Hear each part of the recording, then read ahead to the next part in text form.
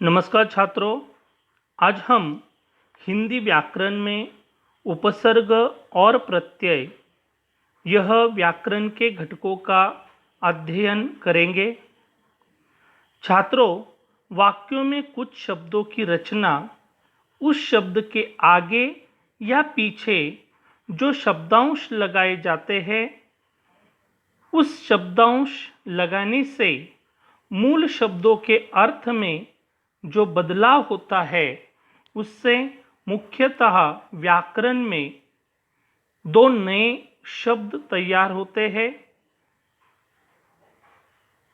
उस मूल शब्द को अगर पहले मूल शब्द के पहले लगाने वाले शब्दांश को उपसर्ग कहते हैं। मतलब जो भी मूल शब्द है उससे पहले अगर कोई शब्दांश लगता है तो उसे उपसर्ग कहते हैं, और उन दोनों के शब्दों के मिलने से एक नया शब्द ही तैयार होता है।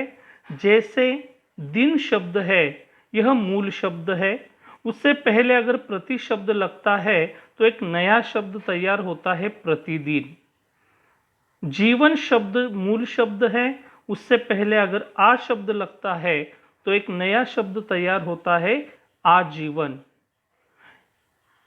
यह जो पहले लगने वाला शब्दांश है उसे हम उपसर्ग कहते हैं। जैसे कि न्याय यह शब्द है, और इस मूल शब्द को अगर हम अस उपसर्ग लगाते हैं तो अन्याय यह एक नया ही शब्द तैयार होता है।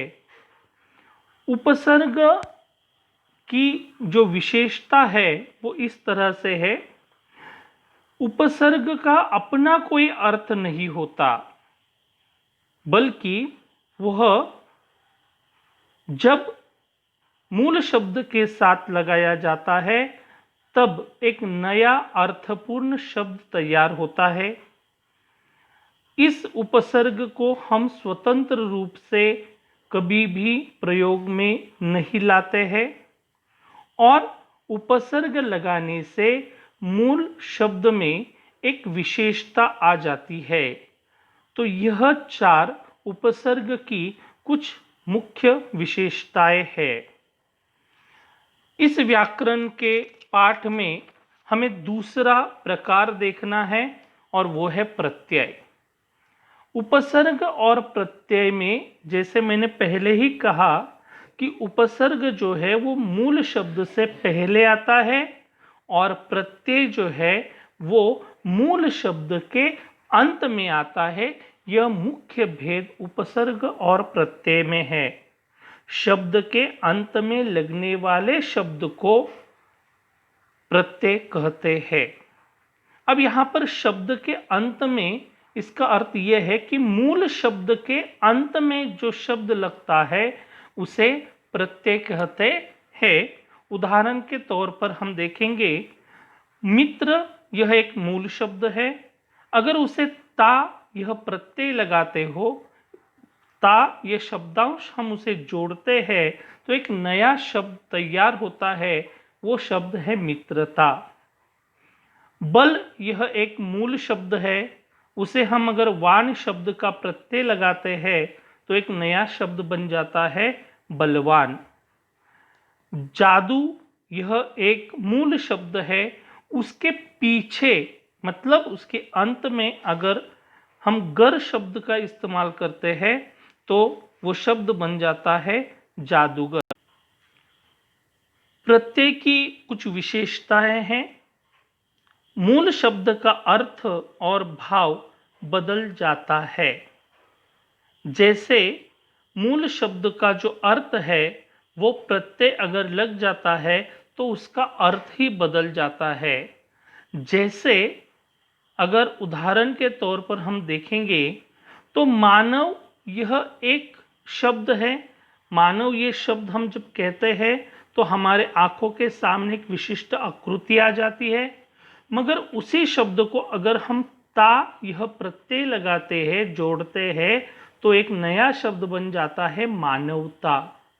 और मानवता यह एक भावना भाववाचक या भाववाचक संज्ञा है जो कि हमारे आंखों के सामने हमें दिखाई नहीं देती। उसी प्रकार से भाववाचक संज्ञा या विशेषण बनाने के लिए मूल शब्द में प्रत्यय लगाया जाता है। जैसे कि भारत यह हमारा देश है जिसे हम नक्शे पर दिखाते हैं, मगर उसी शब्द को, उस मूल शब्द को हम यह प्रत्यय जब लगाते हैं तो वो विशेषण बन जाता है, जिसे कि हम भारतीय, यह एक नया शब्द बन जाता है।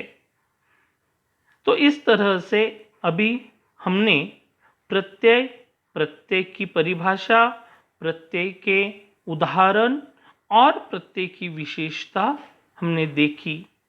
साथ ही पहले हमने उपसर्ग और उपसर्ग की परिभाषा, उपसर्ग के उदाहरण और उपसर्ग की विशेषता हमने देखी। अंत में आपको यह गृह कार्य करना है, निम्नलिखित शब्दों में उपसर्ग और प्रत्यय पहचान कर उचित तालिका में लिखिए। यहाँ पर आपको 2 तालिकाएं संक्षेप में दी गई है। पहली तालिका है पद्यांश, जिसमें आपको उपसर्ग लिखना है। उसमें दूसरा है मूल शब्द और उससे बना हुआ नया शब्द। अगर नीचे दिए गए शब्द उसमें अगर उपसर्ग वाला शब्द है तो आपको इस तालिका में उसको पूरा लिखना है, मतलब मूल शब्द भी लिखना है, उसका उपसर्ग लिखना है और अंत में नया शब्द। वैसे ही आपको मूल शब्द, उसमें शब्दांश मतलब पीछे जो प्रत्यय लगने वाला है या लग रहा है वो प्रत्यय आपको लिखना है और नया शब्द। आपको नीचे कुछ शब्द दिए गए हैं, उन शब्दों को आपको इन 2 तालिकाओं में लिखकर पूर्ण करना है। तो इस तरह से छात्रों, हमने आज के इस पाठ में उपसर्ग और साथ ही दूसरा प्रकार जो है वो है प्रत्यय, इन दोनों का अध्ययन किया है। धन्यवाद।